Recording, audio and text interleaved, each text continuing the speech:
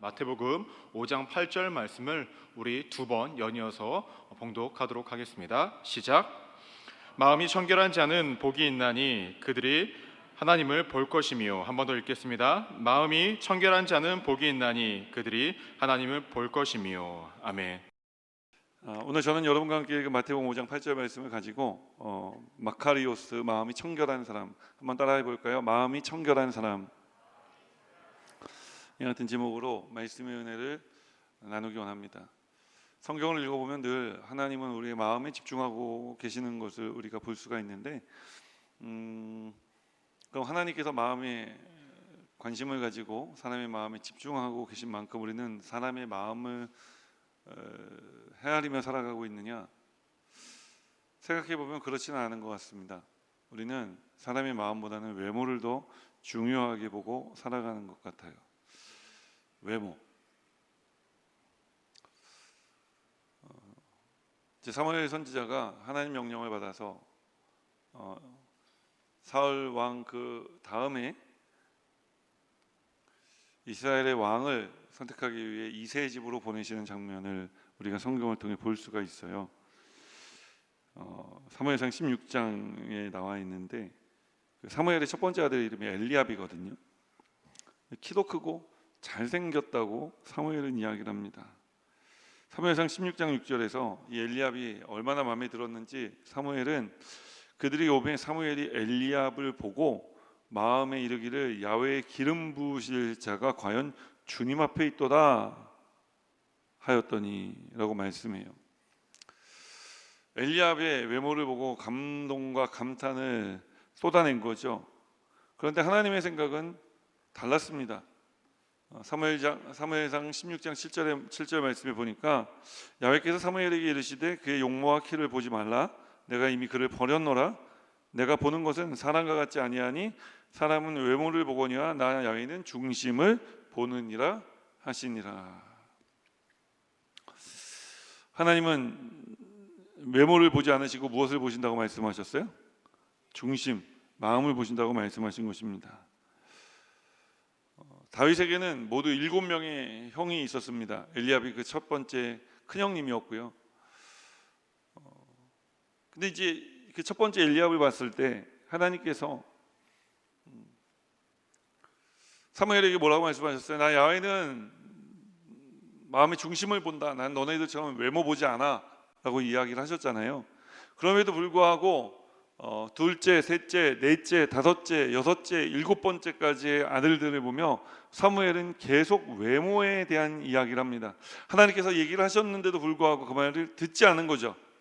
심지어 그 외모 지상주의가 어디까지 이어졌느냐? 다윗을 선택한 다음에도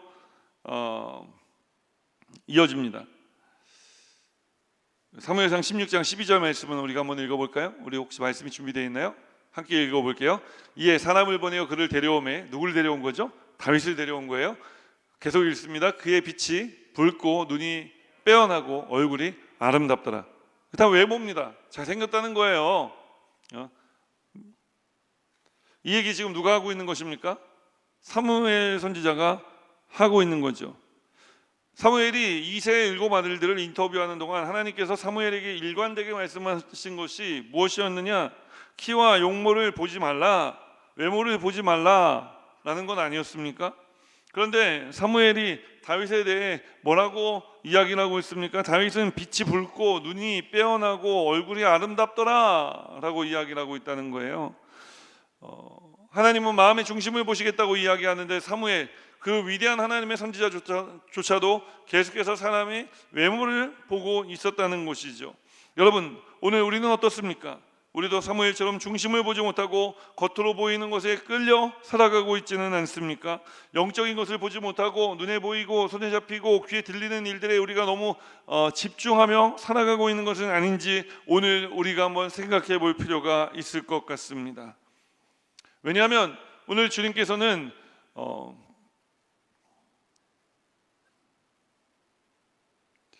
우리의 마음에 대해 이야기하고 계시기 때문에 그런 거예요. 특별히 하나님께서 우리의 마음을 보시는데 어떤 마음을 하나님께서는 좋아하시느냐? 세상 것들로 가득 찬 우리의 마음을 좋아하시는 것이 아니라 예수로 가득 찬 우리의 마음. 세상 것들은 청소해내고 예수로 충만해진 우리의 마음을 하나님은 기뻐하시는 줄 믿습니다. 그래서 오늘 말씀이 무엇입니까? 마음이 청결한 자는 복이 있나니 뭐예요? 저희가 하나님을 볼 것이요. 여러분, 하나님을 볼 수 있다는 것 어떻게 생각하십니까? 이게 복이라고 생각하십니까? 하나님을 보는 것이 복입니까? 근데 여러분, 구약 시대에는요, 하나님을 본 사람들은 다 죽었어요. 하나님을 보는 것이 복이냐고요. 오늘 성경은 예수님은 하나님을 보는 것이 복이라고 우리에게 이야기를 합니다. 단 어떤 사람이 하나님을 보고도 살아남을 수 있느냐? 마음이 청결한 사람이 하나님을 보고도 살아남을 수 있는 사람이라고 이야기를 하는 거예요. 오늘 이 시간에 하나님이 집중하시는 우리의 마음에 여러분들이 신경 쓰며 살아가게 되시기를 주님의 이름으로 축원합니다. 특별히 세상 것에, 더 좋은 것에 마음을 빼앗기지 아니하고 하나님께 마음을 두고 살아가는 우리 청년들이 되기를 주님의 이름으로 축원합니다. 그래서 하나님께서 기뻐하시는 삶을 살아가는 우리 청년들이 다 되기를 주님의 이름으로 축원합니다. 우리가 그러려면은 어떻게 해야 되느냐? 우리도 마음에 신경을 써야 되는데, 오늘 하나님께서 우리의 마음에 대해 명령하시는 말씀이 있어요. 그 말씀이 무엇이냐? 마음을 청결하게 하라는 것입니다. 여기서 이 청결하게 한다라는 단어, 이 헬라어는요, 카타로스라고 하는 단어예요. 카타로스. 다시 영어로 이 단어는 카타르시스라고 하는 단어로 번역이 됩니다. 카타르시스라는 말 여러분 들어보셨죠? 우리 국어 시간에 꼭 배우고 넘어가는 그런 용어 아닙니까? 이 말은 희극에서 비참한 모습이 해소된 이후에 찾아오는 정신적인 또 정서적인 안정을 말할 때 사용되는 단어입니다. 사랑하는 여러분, 오늘 우리가 살아가는 이 세상에, 그리고 우리에게 예수님이 말씀하시는 마음의 청결함, 카타로스가 필요한 줄 믿습니다. 왜냐하면 하나님께서 예레미야 선지자를 통해 이렇게 말씀하고 계시기 때문에 그런 거예요. 예레미야 17장 9절로 10절 말씀을 우리가 함께 읽겠습니다. 만물보다 거짓되고 심히 부패한 것은 마음이라. 누가 능히 이를 알리오마는 나 야훼는 심장을 살피며 폐부를 시험하고 각각 그의 행위와 그의 행실대로 보응하나니. 만물보다 거짓되고 심히 부패한 것이 무엇이라고 말씀합니까? 사람의 마음이라고 말씀하고 계신 거예요. 자, 이렇게 심히 부패하고 거짓된 이 사람의 마음이 도대체 어떻게 해야 카타로스, 정서적으로 또 정신적으로 평안함을 누리는 상태가 되어질 수 있을까요? 자, 문제를 지금 말씀드리고 있는데 그 문제를 조금 산수로 바꾸어 보았습니다. 수학은 아니에요. 수학까지는 가지도 못합니다. 부패한 마음 플러스 X는 마음이 청결한 사람, 비참한 인생 플러스 X는 마음이 청결한 사람. 그리고 우리가 지금 많이 또 두려워하고 많은 사람들이 또 무서워하고 있는 우리 코로나19 플러스 X는 마음이 청결한 사람. 뭐 예를 들어 이렇게 우리가 산수식을 한번 만들어 보자고요. 이 문제가 해결되려면 X의 값을 구해야 되는 거죠. 여러분, 오늘 이 X가 무엇이 되어야 할까요? 내 생각이 돼야 될까요? 내 주장이 돼야 될까요? 나의 외모가 돼야 될까요? 내가 가진 능력이 돼야 될까요? 내가 가진 연봉이 돼야 될까요? 내가 가진 학벌이 돼야 될까요? 그러면 우리는 마음이 청결한 사람이 될 수 있습니까? 그렇지 않은 것입니다. 오늘 이 X의 값을 우리는 어디서 만날 수 있느냐? 우리가 갈보리 언덕 위에서 이 X의 값을 만나게 됩니다. 이 X의 값을 우리에게 주실 수 있는 분은 누구냐? 우리를 위해 십자가 위에서 몸짓고 피 흘려 죽기까지 사랑하여 주시며 우리의 심히 부패하고 또 거짓된 우리의 마음을 사해 주신 여러분, 예수님이 우리 인생의 X이신 것입니다. 오늘 이 X이신 예수님을 만나 삶의 마음의 평안함을 누리며 살아가게 되시기를 주님의 이름으로 축원합니다. 오늘 예수님 당시에 많은 유대인들은 자신이 그 마음이 거짓되고 부패하다는 것을 숨기기 급급했습니다. 마음이 청결한 사람처럼 보였지만 사실 마음이 청결하지 않은 사람들이 있었던 거예요. 왜냐하면 엑셀 값을 잘못 넣기 때문에 그런 것입니다.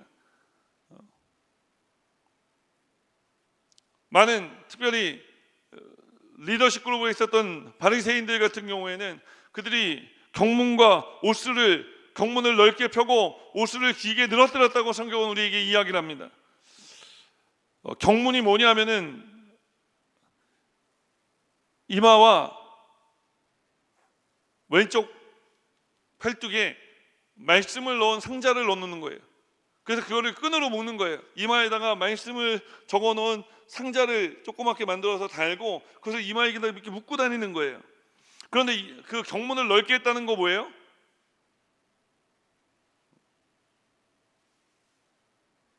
제가 오늘 요만한 경문을 붙이고 여러분에게 설교를 하고 갔는데 다음 주에 김민호 목사님 설교하러 나왔는데 이 경문을 이만하게 하고 이마에다 메고 나온 거예요.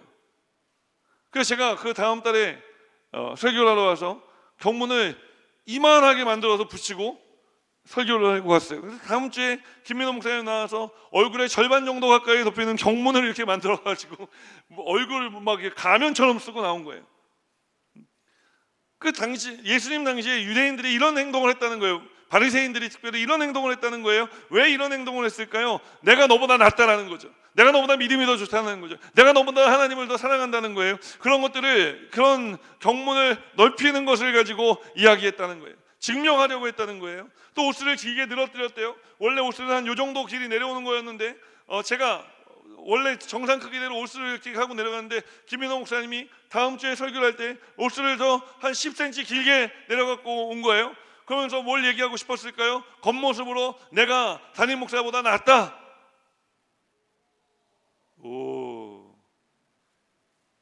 예를 들자면 그런 겁니다. 그냥 그런 사람은 아닙니다.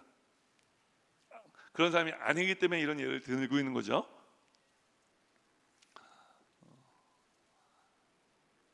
그래서 또 제가 다음에 와서 또 그것보다 10cm 길게 그 옷을 사람들이 늘어뜨려서 막 길에 막 질질 끌고 다니는 거예요. 그러면서 뭐예요? 내가 너보다 낫다는 것을 드러내 보이는 거예요. 눈에 보이게 하는 거죠. 외모적인 것입니다. 사랑하는 여러분, 하나님은 우리의 외모를 취하지 않으십니다. 우리의 마음을 중요하게 여기시는 것입니다. 우리의 마음이 그런데 모든 세상 만물보다 거짓되고 부패한 마음이라고 성경은 우리에게 말씀하는데 이 거짓되고 부패한 마음이 어떻게 깨끗해질 수 있느냐가 우리의 관건이 돼야 되는 거예요. 어떻게 깨끗해질 수 있다고요? 우리가 갈보리 십자가에서 나를 위해 몸짓고 피를 죽기까지 사랑하여 주신 예수 그리스도를 만날 때 여러분 우리의 마음이 비로소 깨끗해지게 되어지는 것입니다. 이 청년의 때에 여러분 예수를 알고 살아가는 것도 참 좋지만 예수님을 믿고 예수님을 만나고 그 예수님께서 내 마음에 부패하고 거짓된 마음들을 깨끗이 청소해 주시는 그 주님의 은혜의 역사를 누리며 살아가는 청년들이 되기를 주님의 이름으로 축원합니다. 그래 일평생 주님을 보아도 그것이 기쁨이 되고 그것이 두려움이 되지 않으며 그것이 사망의 해로 다가오지 아니하는 삶을 살아가는 우리 청년들이 되기를 주님의 이름으로 축원합니다.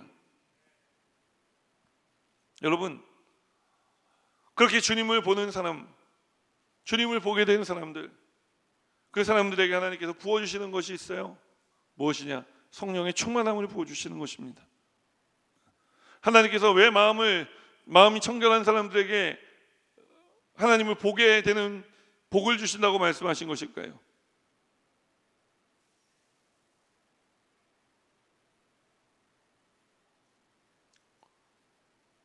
마음이 청결한 사람들에게 하나님을 보게 하신다.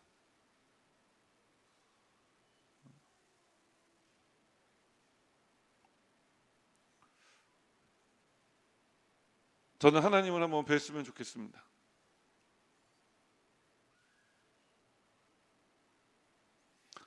우리는 다 살아가는 삶의 경험 속에서 하나님을 만나요. 우리가 살아가면서 하나님이 우리에게 경험하게 하시는 일들을 통해 하나님을 보여주시는 거예요. 나타내 주시는 거예요. 우리는 그렇게 하나님을 경험하지만 정말 하나님이 어떤 분이신지를 알지 못해요. 그런 코끼리 뒤꿈치 잡는 정도 보고 나서 하나님이 이러실 것이야 저러실 것이야 감히 우리가 하나님을 이야기하는 하나님의 역사하심을 보는 게 아니라 여러분, 오늘 성경이 이야기하는 것은 성경은 이렇게 얘기를 해요. You will see God. 하나님 보게 될 거야. 사실 다 우리 청년들이니까 보다라고 하는 영어 동사 2개 정도는 알고 있잖아요. 우리가 see와 또 뭐 있죠? look. look은 looking for, look for, 무엇을 찾다 할 때 look이라는 단어를 사용하고 see는 그냥 보이는 거예요. 근데 they will see God이라고 얘기했다는 것은 뭐냐면 마음이 청결한 사람들은 어디를 보아도 하나님이 계시다는 거예요. 무슨 이야기입니까? 하나님과 동행하는 삶을 살아간다는 거예요. 그래서 하나님을 일부러만 경험하는 게 아니라 하나님을 내 삶 전체에서 다 경험하게 되는 거예요. 어떤 한 일에서 하나님을 경험해서 그 하나님을 아는 게 아니라 내 모든 삶 가운데 역사하시는 그 하나님을 내 온몸으로 경험하게 되는 거죠. 여러분, 이렇게 하나님을 경험하는 것이 복이라고 성경은 우리에게 이야기를 하는 거예요. 생각해 보세요. 우리가 간절히 기도하는 그 기도에 하나님이 역사하시는 것도 그것만으로도 우리가 하나님께 감사한데, 하나님께서 내가 미처 기도하지 아니한 그 삶의 이야기들까지도 나를 둘러보시고 굽어보시고 살펴보시고 나와 함께 하시며 내가 어디에 있든지 눈을 돌리기만 하면은 주님이 보이는 곳에 주님이 계셔 주시는 거예요. 여러분, 이 은혜가 얼마나 큰 것입니까? 우리가 이런 하나님과의 동행을 통해 우리가 더 넓은 세상으로 우리가 나아갈 수 있게 되어지는 것입니다. 우리 교육학 공부하시는 분들 계세요? 교육학? 거기 뭐냐면 성장 발달 이론 같은 데 보면은 그 홈베이스 이론이라는 것이 있죠. 이런 거예요. 홈베이스 이론은 뭐냐면은 홈이, 야구로 치면 홈이 집이에요. 1루, 2루, 3루 다시 홈입니다. 그런데 이 어린 아이들 같은 경우에 이제 집에서 엄마의 손을 잡고 살다가 이제 좀 자라면서 독립을 하게 돼요. 독립을 하게 되면서 아이들이 이제 1루로 가기 시작합니다. 1루로 가면서 아이들이 간혹 뭐라 하냐면은 그냥 1루만 보고 가는 게 아니라 가다가 아이들은 항상 뒤를 돌아봐요. 왜 뒤를 돌아볼까요? 엄마가 또는 아빠가 거기에 있는지 확인하는 거예요. 그럼 확인하면은 엄마가 나를 보고 있구나 하고 안정감을 가지고 또 걸어가게 되는 거예요. 자, 그렇게 1루를 갔다가 아이가 돌아와요. 성공했어요. 그죠? 자, 이제 아이는 1루를 갔다 와서 자신감을 얻었어요. 그래서 이제 이 아이는 조금 더 자라서 2루를 향해 가기 시작합니다. 그런데 2루를 가면서 1루까지는 엄마가 있는 것을 확인을 했어요. 근데 1루에서 2루를 가는 데까지는 한 번도 가보지 못했어요. 그래서 이 아이가 1루까지는 뒤를 안 돌아보고 잘 갔는데 1루에서 2루를 가면서 자꾸 뒤를 돌아보는 거예요. 왜 뒤를 돌아볼까요? 엄마나 아빠가 거기에 있는지 확인하는 거예요. 그러면 엄마 아빠가 아이가 뒤를 돌아보면은 너는 왜 뒤를 쳐다보는, 그냥 빨리 가라고 이렇게 얘기합니까? 아니죠. 내 새끼 잘한다, 잘하고 있어, 계속 가, 그래 그렇게 가면 되는 거야. 뒤에서 엄마 아빠가 응원하고 박수 쳐주지 않습니까? 그래서 아이가 2루까지 갔다가 이제 무사히 웃으면서 돌아오는 거예요. 자, 그 다음에 아이는 어디를 향해 갈까요? 3루를 향해 가는 거예요. 자, 1루를 성공했어요. 2루까지 가봤어요. 자, 2루까지는 뒤를 돌아보지 않고 갈 수 있었어요. 2루에서 3루를 갈 때 어떻게 했을까요? 이 아이가 또 뒤를 돌아보는 거예요. 그러면 그 뒤에 누가 있어요? 엄마, 아빠가 있는 거죠. 항상 이 법칙은 불변합니다. 그래서 엄마, 아빠가 격려를 해주는 거예요. 그럼 그 아이가 3루까지 갔다가 다시 홈 베이스로 돌아오게 돼요. 그렇게 아이는 그 부모의 격려와 사랑 속에서 점점 더 넓은 세상을 향해, 점점 더 먼 곳을 향해 안정적으로 믿음을 가지고 나아갈 수 있게 되는 거예요. 이게 홈베이스 이론입니다. 그런데 만약에 아이가 가다가 뒤를 돌아봤는데 엄마가 없었다, 아빠가 없었다, 그러면 아이는 극도의 불안에 휩싸이게 됩니다. 제가 예전에 청소년 사역을 할 때 한 어머니가 오셔서 저에게 이런 상담을 하는 거예요.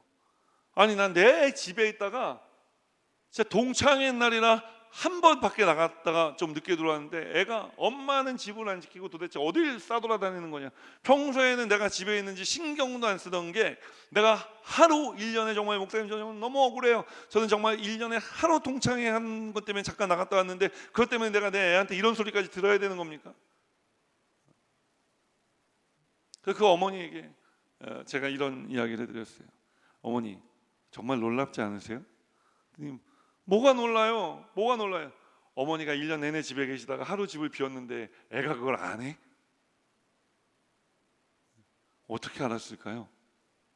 아이는 늘 집에서 학교를 오고 가면서, 집에서 학교로 학원을 오고 가면서, 또 자신의 삶의 영역을 넓혀가면서 집에 언제나 엄마가 있는지 없는지를, 아빠가 있는지 없는지를 확인한 거예요. 그러니까 어쩌다 정말 엄마 1년에 하루 집 비웠는데 그거를 아이가 알아챌 수가 있었던 거죠. 여러분, 이처럼 they will see God, 하나님은 우리가 찾아 보이는 게 아니라, 여러분, 이게 은혜의 이유는 하나님이 보이는 거예요. 우리가 어디에 있든지 하나님이 보여요. 우리가 어디에서 주님 얼굴을 보든지 주님은 우리한테 너는 왜 그것도 못하니라고 이야기를 하는 게 아니라 내 새끼 잘한다 박수 쳐주시는 거예요. 여러분, 이것이 하나님의 은혜가 되어지기를 주님의 이름으로 축원합니다. 마음이 청결하여서 하나님을 보게 되고 그 하나님이 우리를 또 보고 계시는 것을 우리가 알게 되고, 그래서 하나님이 박수 쳐주시는 그 박수 쳐주심을 통해 우리가 세상을 향해 나아가고 세상에서 그리스도인의 사람으로 살아갈 수 있는 것, 여러분, 이것이 복인 것입니다. 우리 클레마 대학 청년부 지체들이 이런 복된 삶을 살아가는 지체들이 되기를 주님의 이름으로 축원합니다. 축원합니다. 축원합니다.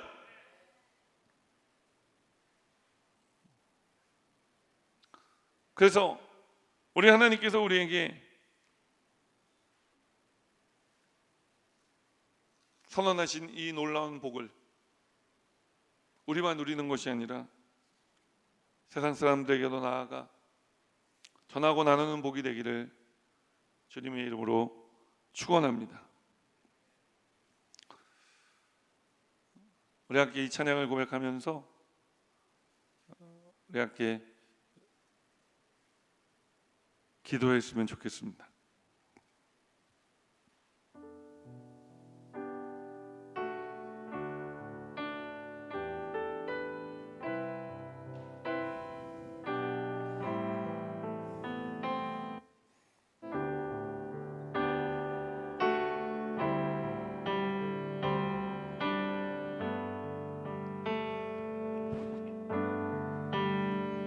나의 주님께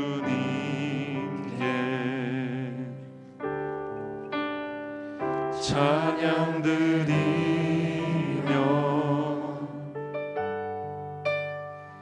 그 크신 사랑 주 임재 감사해.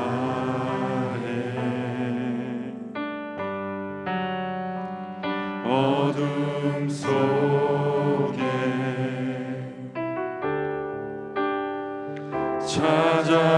찾아오셔서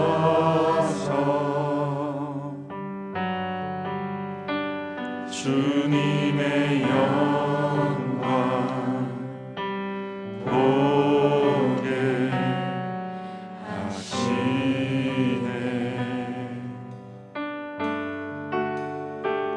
의심하는 나를 손 내밀어 잡아주시네.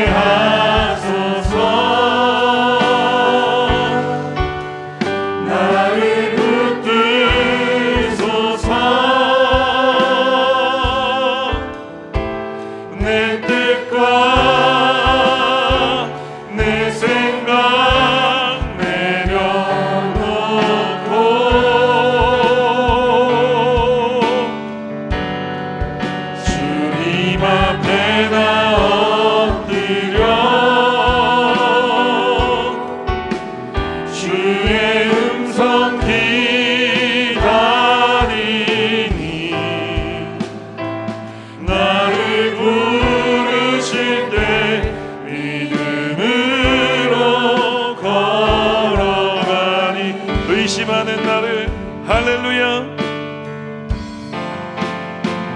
의심하는 나를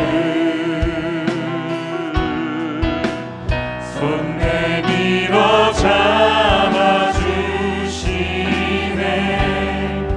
두려움만 내려놓고 주 바라봅니다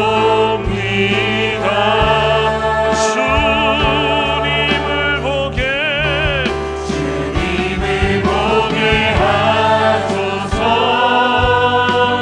나를 붙드소서 나를 붙드소서 내 뜻과 내 생각 내려놓고